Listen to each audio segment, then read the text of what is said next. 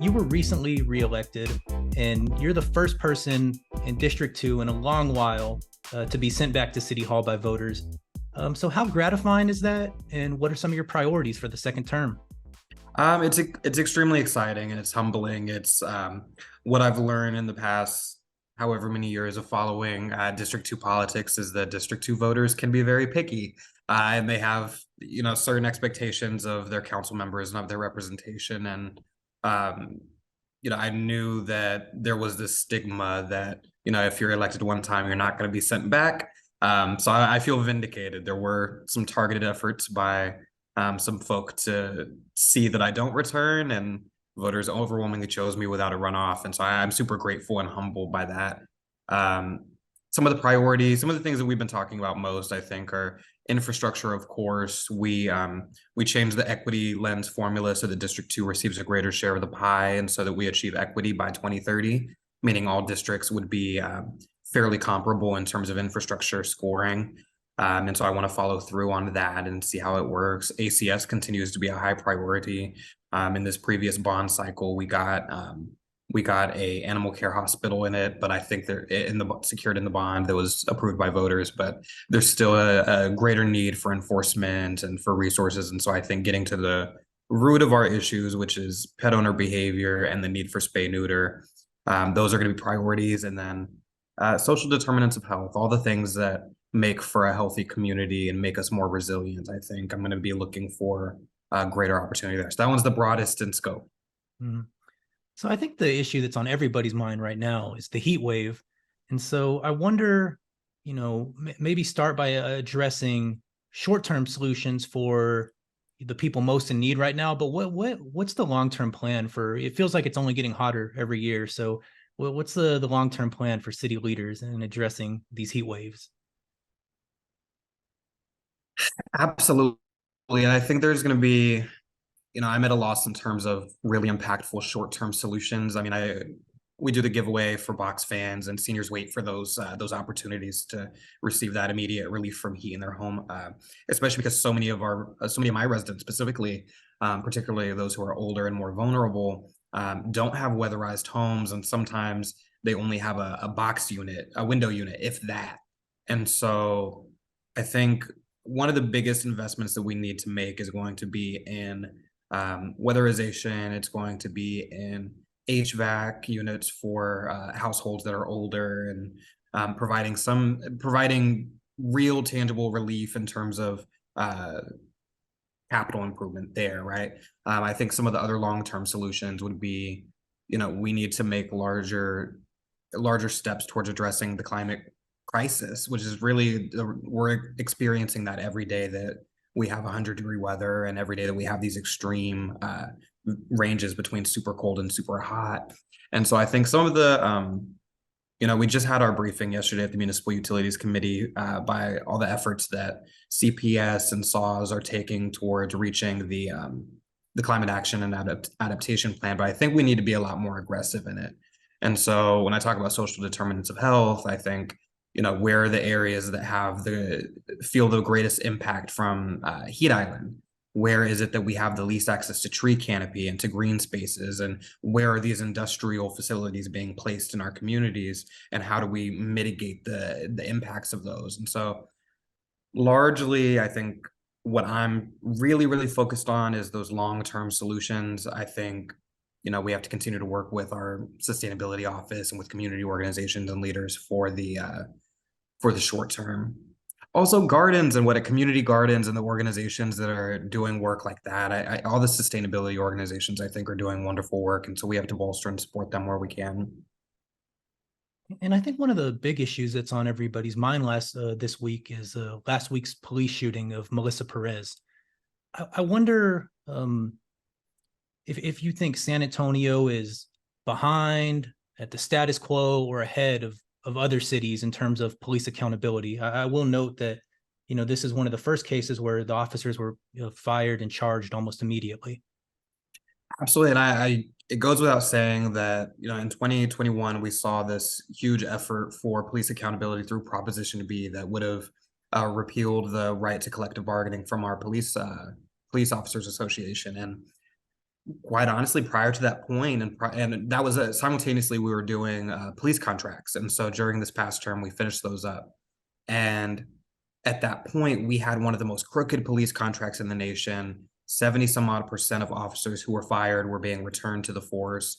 And they were really getting let off with a slap on the wrist and a paid vacation. That's essentially what they were getting. And so it goes without saying that the advocates and all the folk who voiced their support for Proposition B and led that charge for police accountability made it so that during the contract negotiation process, SAPOA felt an obligation to mitigate the power of an arbitrator, right? To overthrow the police chief's decision. And so I think what we're going to see now is a lot more of this type of accountability. Of course, I also have to say that this is a murder that should have never happened. And so I think there's a few things there, but I wouldn't say that we're ahead of the curve. I think we're trying to catch up in terms of accountability. Okay. One thing I've noticed as doing research for this interview, looking at your social media, I noticed you have a bunch of supporters, but you also you get a ton of negative comments sometimes, on some of the issues you're more outspoken on. I wonder if over the course of 2 years on the council, if you've developed a strategy kind of for addressing haters, if you will. I'll say this: a lot of the people who comment on, and maybe I don't see them because I did a poll, and I asked if, because it was something that I got a little bit of criticism for, is that I would respond to people, and there was a certain threshold I decided whether or not I was going to respond, and so if it's another politician, it warrants a response. If it's someone who's a community leader or a public figure, I think I can do that. If it's someone who's like literally just there to troll, which I noticed that a lot of the people who comment negatively on my posts are the same people, the same accounts that comment negatively on AOC, comment negatively on Greg Casar, on Terry Castillo, on Zoe from Austin. They're people who just they have their own priorities and they're trolling essentially. And so I try not to put too much energy into it. I think what I am working on is that I grew up in the era of social media. I grew up in middle school and high school when we had that access, and so I've always been a regular person. And so now that I'm a public figure, I think responding to negativity is something that I still have to work through because it's public in nature. I was a high school math teacher, right? And you're used to people loving teachers, people really liking teachers and respecting the work that they do, admiring them, saying, "Oh, you deserve all the accolades." And then you become a elected official, and I'm no different of a person, but now there's people who want to hate and want to criticize everything I do and want to dislike me. And so working through it, I don't know that I've created a playbook or anything yet for myself, but I'm talking it through with my team daily. Mhm. One thing I always wonder about with young people in elected office is how do you balance being an elected official with being a 20-something? And I guess one thing I thought of when I was writing the question is say your friends invite you out to the club or something. Are you going, or are you saying, no, I can't be seen there? I think something that people respect, right, is especially in our elected officials and in politicians, representatives of all types, that people are going to be themselves. So I am 28 years old. I was 26 when I first got elected. I'm not going to stop having a nightlife, stop hanging out with my friends, and stop doing the things that I find fun just because I got elected. What I do feel a greater sense of, though, is that, especially with elected officials, you have to be responsible because you're not just representing yourself, you're representing an entire population, and you have a group of people who are placing their trust in you to represent them in the strongest way possible. And they want to have faith at the end of the day that whether you're having fun or not, that you're a qualified, dignified, respectable leader. And so, am I going out and getting messed up? Absolutely not. Will I be? And I think a part of that is that because I'm young, I feel like people expect me to make those kinds of mistakes where I go out and make a fool of myself and I repeat the mistakes of some of the council members before me. And I have no intentions of doing that. I'm very mindful of that fact. And so I think there's a way that you have fun, you be yourself, you support the businesses and those that are in your community, and be responsible along the way. And speaking of the community you represent, what's something about District 2 that maybe most folks in San Antonio wouldn't know? Say that one more time.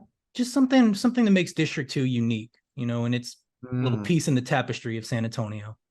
I think and maybe I feel like this is a known fact, but I think it's worth repeating that District 2 has, and the east side of San Antonio has perhaps the strongest legacy of civil rights advocacy uh, in the city of San Antonio and probably throughout Texas. Some of the greatest instances. We have the largest MLK march in the nation that came about, from some of our leaders who are working alongside MLK and others. And then we've led the charge in terms of voting rights and access and equal representation for minorities, particularly the Black community.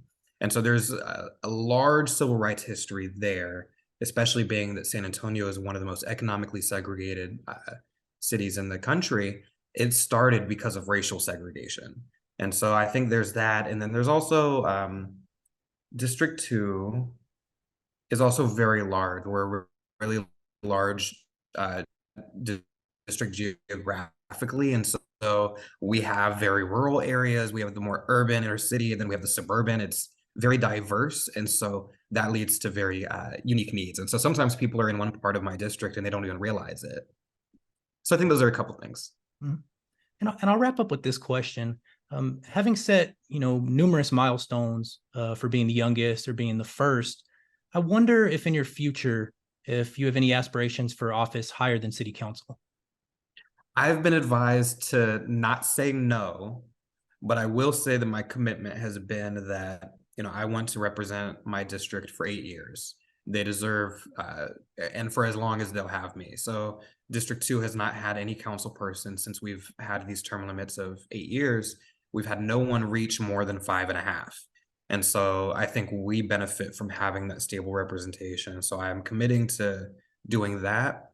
If the district wants me to serve in some other capacity, I think that'd take a lot of thought. It would take a lot of reflection with my team, with my family. But largely my focus is on this, and I really do miss education. So it's possible that I would get back in education after this 8 years.